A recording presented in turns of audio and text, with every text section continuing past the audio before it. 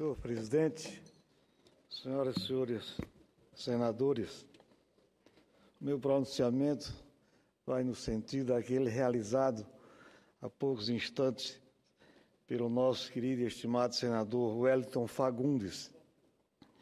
A Organização das Nações Unidas e a Organização Mundial de Saúde, em 2006, instituiu o dia 15 de junho como o Dia Mundial do Enfrentamento à Violência contra a Pessoa Idosa.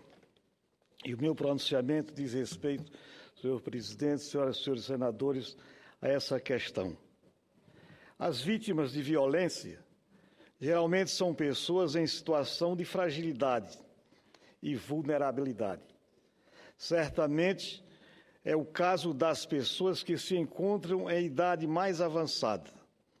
Com o passar dos anos, todos os seres humanos que viverem o suficiente vão acabar necessitando de amparo, proteção e cuidados.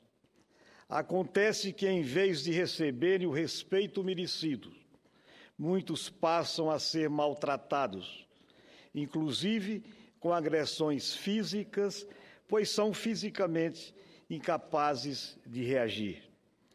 Na atualidade, existe um movimento de conscientização para os problemas dos idosos, que do Brasil já receberam a proteção legal do Estatuto do Idoso. Existe também uma grande preocupação da sociedade com sua integridade física e bem-estar.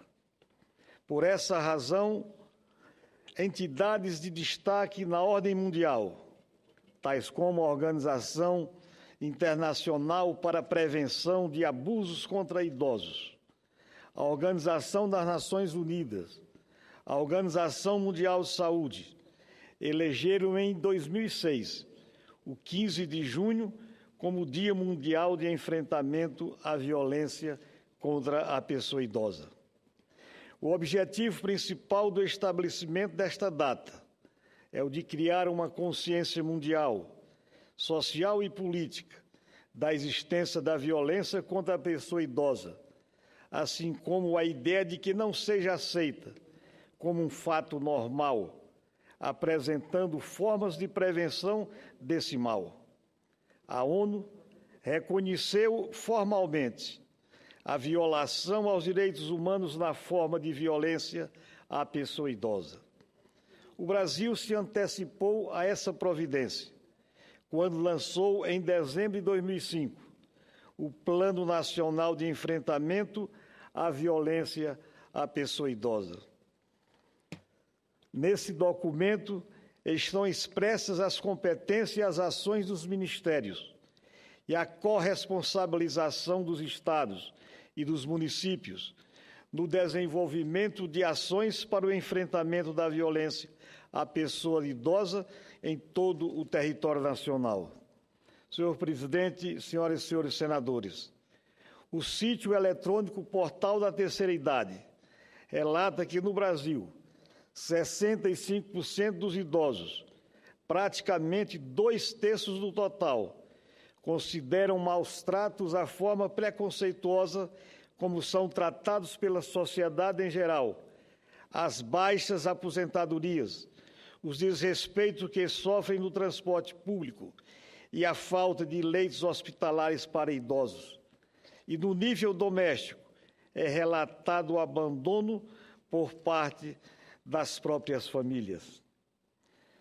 Se nem sequer o poder público tem políticas adequadas para atender essa enorme parcela da população que tanto contribuiu para o desenvolvimento do país, imaginem, vossas excelências, o que se deve esperar dos cidadãos que não têm o adequado nível de conscientização com respeito ao idoso.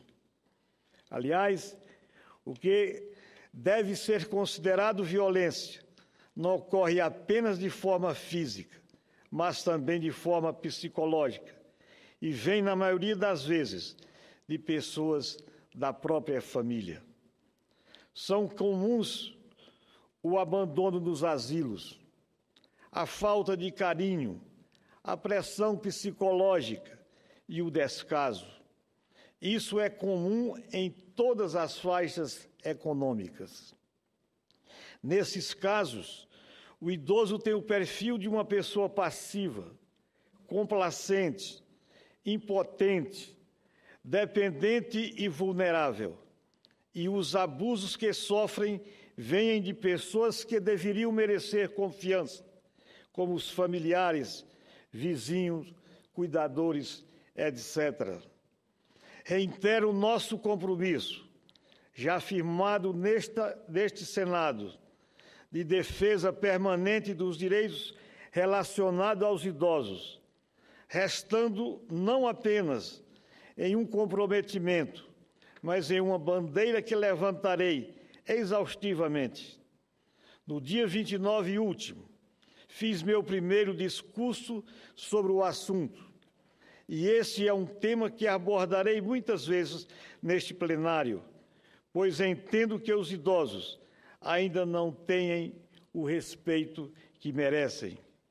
Por isso, com muita honra, recebi convite para participar, compondo a mesa do evento que ocorreu na terça-feira passada, 16 de junho, sobre o tema "É possível prevenir, é necessário superar relações intergeracionais e solidariedade". Essa mesa redonda, realizada no auditório do Interleges, pela Universidade da Maturidade, da Universidade Federal do Tocantins e da Universidade de Brasília, a UNB. É extremamente gratificante observar que a Semana Mundial de Enfrentamento à Violência contra a Pessoa Idosa enseja oportunidades para o debate e para reflexões sobre a situação do idoso. Daí, certamente, tiraremos propostas para a melhoria das relações da sociedade com as pessoas idosas e para a realização de atividades próprias e adequadas a essa faixa etária, pois a velhice não pode se transformar no fim da vida social, simplesmente como se fosse para ficar esperando apenas o desfecho da existência. Quero também aproveitar esta oportunidade para anunciar que estou apresentando um projeto de lei para inserir o idocídio, assassinato de pessoas idosas, no rol dos crimes hediondos, com causa especial de aumento de pena quando o crime for praticado por descendente da vítima. Acho muito esclarecedor citar um trecho colocado na justificação desse projeto. Nossa cultura é violenta em todas as classes, da elite abonada aos mais pobres. Os idosos pobres e dependentes, físico ou financeiramente, são tratados, no mínimo, com impaciência e negligência.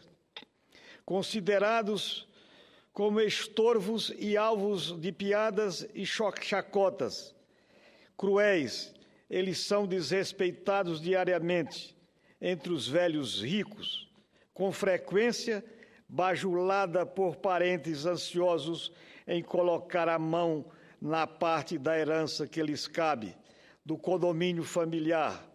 A violência e a exploração podem vir de dentro da própria família, camufladas em hipocrisia ou em golpes financeiros sutis e traiçoeiros. Essa é uma descrição de nossa realidade, senhoras e senhores senadores. Certamente, há honrosas exceções e muitas famílias tratam bem daqueles que chegaram antes ao mundo e tudo fizeram para dar o conforto e o bem-estar possível para seus descendentes. Mas, quando se tira a vida de algum idoso, a punição tem de ser exemplar, pois geralmente se age contra um ser frágil e sem possibilidade de defender.